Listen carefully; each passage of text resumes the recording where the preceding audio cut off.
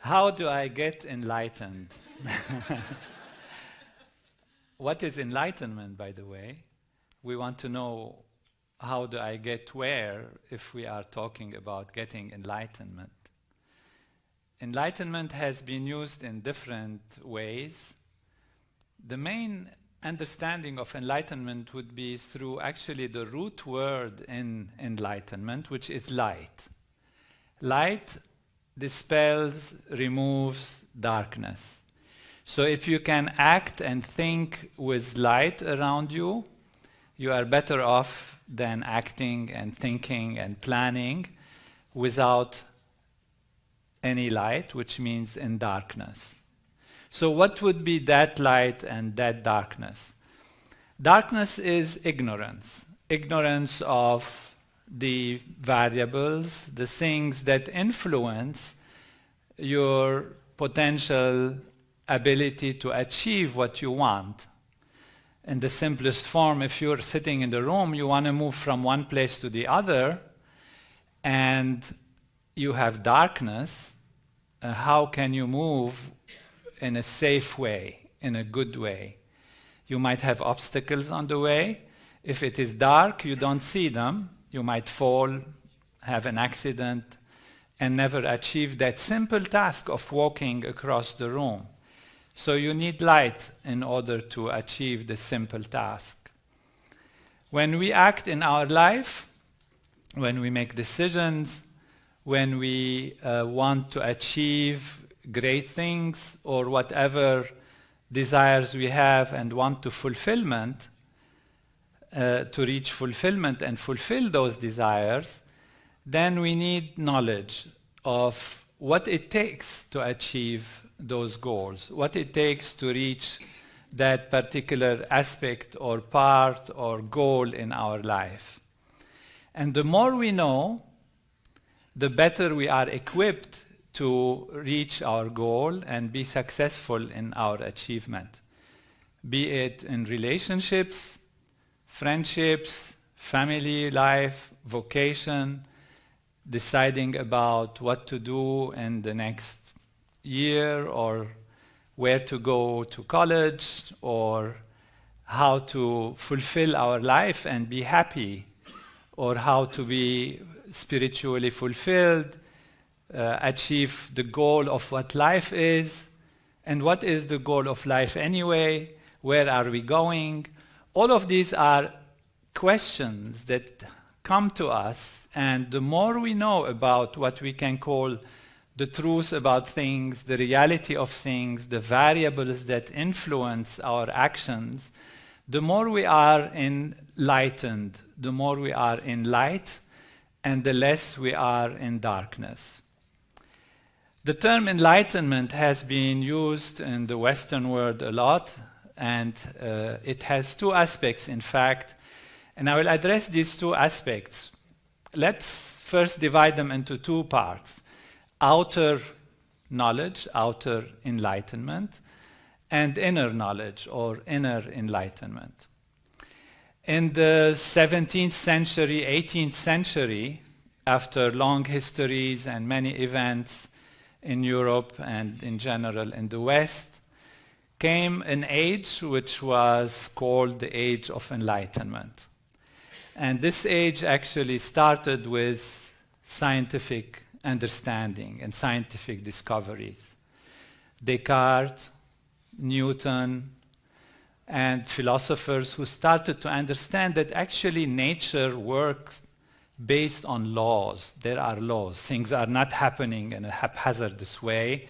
It's not like some kind of unusual interventions that come beyond our control, but there are laws of nature that conduct the affairs of life. And so they can understand these laws and therefore have more grasp of what is influencing what, and therefore make decisions based on informed abilities, informed knowledge. And so you got then all these philosophers who came. It started also in France and a little in England and Germany and different parts of the world with Voltaire and Rousseau and Montesquieu and David Hume and Locke and Adam Smith, understanding economy, and then, you know, Kant and all these philosophers of that time that created a time where they didn't want to just behave on the basis of something they cannot understand, because they saw contradictions and hypotheses and thoughts about life and how things happen in life. And this movement spread very wide. In fact, in the United States, Benjamin Franklin, Jefferson, Madison, they were flying or being really connected with the Enlightenment movement of Europe. And the Constitution of the United States was a lot based on these ideas of using logic, using reason, understanding the laws of nature so we can do things. And this has given us huge abilities to progress and to grow and to study nature, and a lot of energy and input has been put and a lot of money has been spent on science because it was the way of logic and the way of reason and the way of making decisions that make sense.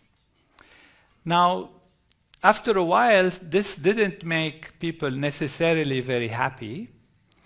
There were many discoveries, a lot of improvement on the outside, but the ability to fulfill one's life, the ability to feel that one has achieved something that is profound, wasn't really coming through, even though, and we continue to feel science is such an amazing and a great system of understanding life and being enlightened in the relative objective world. This is what we would call the outer kind of enlightenment.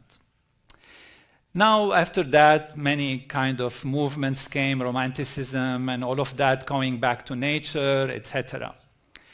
But if we go back in history, if we go back in time, we find that the ancients had a different focus in terms of what enlightenment is. Even when we go to the Greeks and all the Middle Eastern different philosophies and more to the East, it was really summarized into understanding the self, know thyself, as we all have heard during the time of Socrates and Plato and the great Greek philosophers. Know thyself. There's something inward to know. And it was assumed that, you know, people come to this life with certain abilities and they are, you know, that's all they can do. And with that, they go out and try to understand and discover nature and discover the laws of life, which we said the laws of nature, natural law, the laws of physics, chemistry, biology, trying to understand how the body works so we can heal it better, trying to understand how the universe works, how our environment works so we can control our environment, even maybe the weather, control our feelings, our emotions. If you go even back more in time, and it so happens more to the east, you come to a Vedic tradition, the ancient Vedic traditions of India, where the focus was more on knowing the self, but also with techniques and technologies and means to improve the individual self and to know what the self is. In these traditions, enlightenment meant truly to know yourself, ultimately know yourself, because it was supposed that everything was based on awareness, everything was based on consciousness, and consciousness or awareness or the mind are not things that are just set and you have them or you don't have them, you have them in a certain quality or you don't have them, but are aspects of reality that can be developed. So your consciousness is something that can be having great depth, great width, great length, great power, great volume, or it can be narrow, small, and limited. And so they had techniques, which comes from this Vedic tradition, to actually develop consciousness. So consciousness is something that can be developed. It's not just either I am awake or not, or sleep or dream, or maybe sometimes drowsy or some altered states of consciousness, but in a positive direction, consciousness can be expanded. The awareness can be increased. And so this fascination with increasing awareness led to this enlightenment, an idea of enlightenment, being something internal, inside. So you go back to yourself and get enlightened, meaning know yourself in a deeper and bigger way. This also led to some kind of excess, if you would like, where people fascinated by this inner enlightenment became recluse and left life and went into caves and practiced these technologies to go back to the self, to go back to the inner being and get enlightened from within. Basically, the idea was that when you look at an object, any object of experience, your awareness gets grabbed by that object. And we know that when we look at something, look at a flower, look at a table, look at your cat or your dog, your awareness is totally colored and taken over by this object that you're looking at, be it an object or an animal or a human being or an event or a thought. Your mind is always grasped and taken and held and becomes kind of trapped by the object of perception. And they felt that there is something more, there is myself. Where is myself? And they asked, where is myself? Well, it's never there. It's always either a flower or a cat or a tree or an event or a story or a memory. And therefore, I am always lost to myself.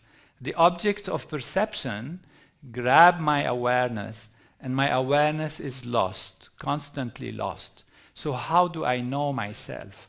So they try to go back to the self, sometimes by concentration, sometimes through contemplation, thinking about things and trying to analyze how it works, or sometimes even training the mind to know how to have attention, because the mind is jumping like a monkey from right to left everywhere all the time, searching for things, and never actually being able to rest and experience the inner true self. The ancient Vedic scholars had the thought that, of course, this is not just for the pleasure or the joy during a few moments to develop oneself, but it had practical implications, and the main practical implication was actually to be happy, to be satisfied, and to be fulfilled. However, this was creating like a dichotomy of reality. The inner enlightenment is great. It seems to lead to some inner happiness, but it seemed to require going into the Himalayas or into some caves and renouncing about everything and, developing intensely and intently and all these very hard even techniques sometimes and difficult ways that you have to renounce so many things in order to come back to the self and experience the self. On the other hand, we had the objective approach, the Western approach, where enlightenment meant use your logic, use your reason, use your scientific findings, try to understand the laws of nature. But there are so many laws of nature that in their application in so many fields, in so many ways, it's impossible to measure at every moment in your life what is acting on my decision today, from yesterday, from my neighbor, from the circumstances in my town, in my city. What is happening? What is working together to make this specific situation understandable to me? What are the variables involved? And science is not able to study many, many variables at the same time. The scientific method requires that you isolate things and then study them one by one. Otherwise, you wouldn't know what is influencing what and how things are happening. And therefore, this fragmented approach led to inability to really completely, fully grasp the reality of things. In the 1950s and 60s mainly, came from the ancient Vedic tradition, a great sage, Maharishi Mahesh Yogi, who comes directly from the Vedic tradition, from his teacher, Brahmananda Saraswati, the Shankaracharya of Jyotirmat, and brought a knowledge that is very profound. First, he explained that enlightenment, even on the inner level, does not require a difficult path. It's not a difficult path. Enlightenment on the inner level is not only for recluse people who live life and go there. That enlightenment is for everyone, and that enlightenment, inner enlightenment, is very easy. What he also explained, and it was very profound, that enlightenment actually is for action, is for greater productivity, is for greater understanding of the outer world. And basically what he said is, we have knowledge of the laws of nature, and we can try to understand nature more on the outer objective level. But if the knower herself or himself has not expanded their awareness, then their ability to know remains very limited. And since we have technologies and ways to expand the container of knowledge, then we can, through this inner enlightenment, make the individual more capable of living outer enlightenment. And that means being able to live in a way that is productive, that allows them to achieve their goals on the outside, and not be at all on the level of just recluse and inner life and hiding from things, but actually plunging into activity even helps to stabilize within us this inner enlightenment. Otherwise, inner enlightenment remains aloof and distant from productivity. And he said that this is one of the problems that has been encountered even in India at that time and in the Eastern traditions in some ways, in some sense, is that they detach themselves from productivity, from being effective, from the outer world. And that is not at all necessary. So Maharishi brought to us the knowledge of enlightenment, which is know thyself, establish yourself in pure being, in the field of infinite awareness, expand your awareness, be stable in that, and on that platform you can plunge into activity with a wide, broad, great comprehension and greater ability to know. Now, how do you expand your awareness? There is a simple technique which is called transcendental meditation, a technique that allows the individual to plunge into oneself. You practice it simply sitting in a chair. It's a very simple technique. You close the eyes, and then there is a technique that allows the mind, which is desiring always to go for more and more, but instead of during this time of meditation going towards the outside, it is allowed to go towards the self, which is more than the most.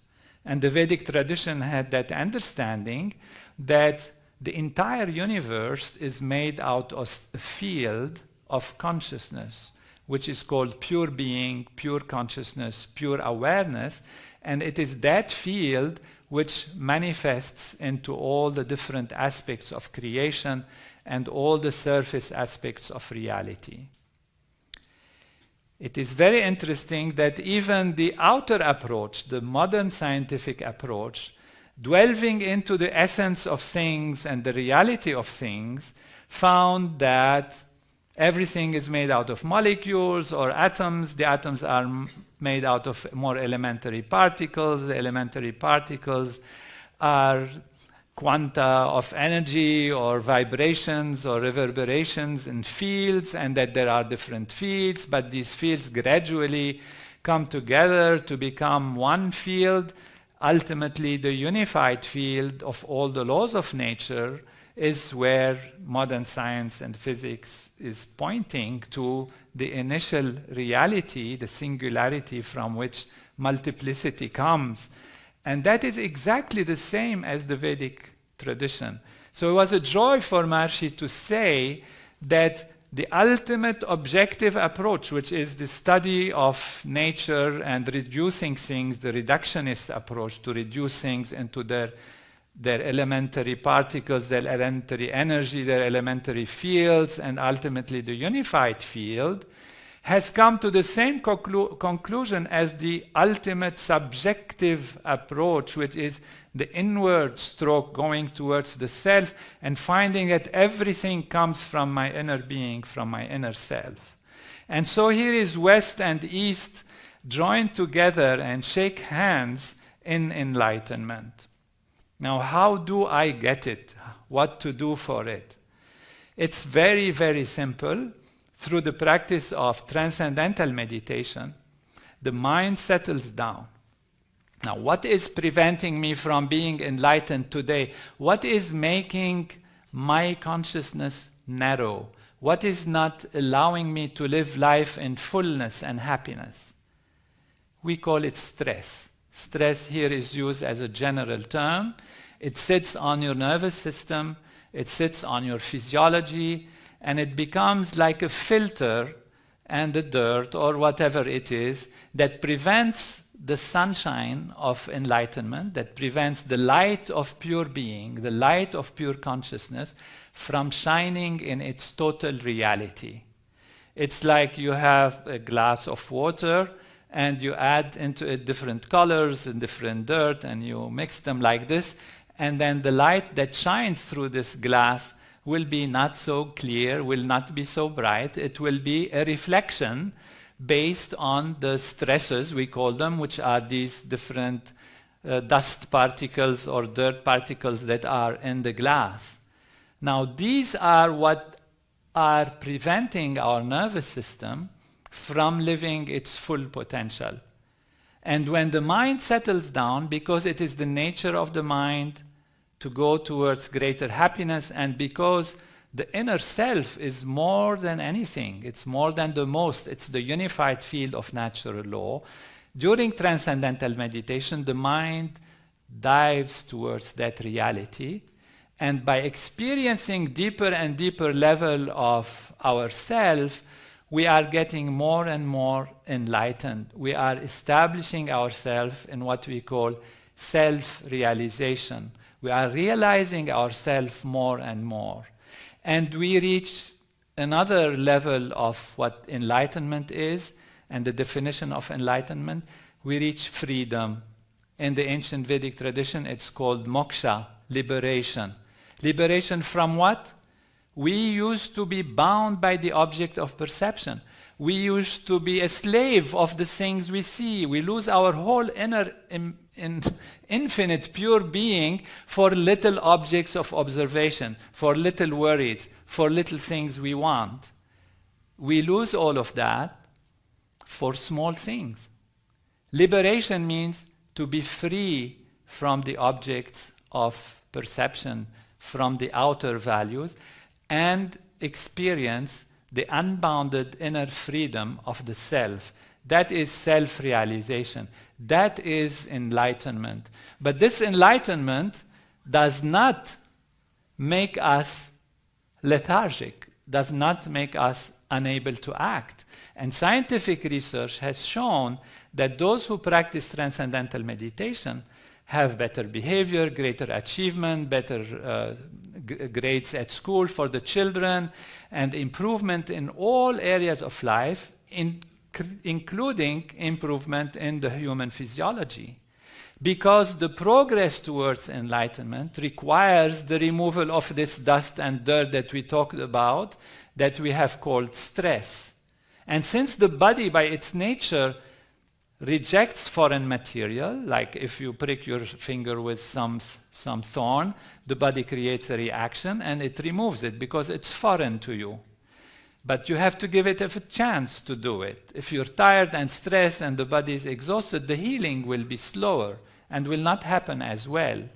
So the means to remove stress and strain is through deep rest. Transcendental meditation, because the mind and the body are intimately related, when the mind settles down, the body settles down, and that is deep rest, removes the stresses and clears the system. So there is a cleaning, clearing, adjusting of the nervous system, of the physiology on the path of enlightenment that happens spontaneously. So removal of stress is actually a byproduct of enlightenment. As we get more and more enlightened, mind settles down, body settles down, and the removal of stress is a byproduct. It's not trying to remove the stress by force, but it is a byproduct of the reality of transcending. So transcendental meditation gives us that ability to get enlightened inside and to live life in its fullness on the outside through transcending, which means to transcend is to go beyond the surface level. The mind is like an ocean, surface level is agitated. As you go deeper and deeper, it settles down, and when you reach the depths of the ocean, it's completely quiet and silent. And our inner deep self is infinite pure silence and pure bliss in fulfillment. This is enlightenment. It is very easy and it's very simple, and it does not contradict. To the contrary, it is in tune with a very active, progressive, dynamic, creative life on the outside. So inner and outer enlightenment is something we can truly achieve. And I have some questions here that come to me.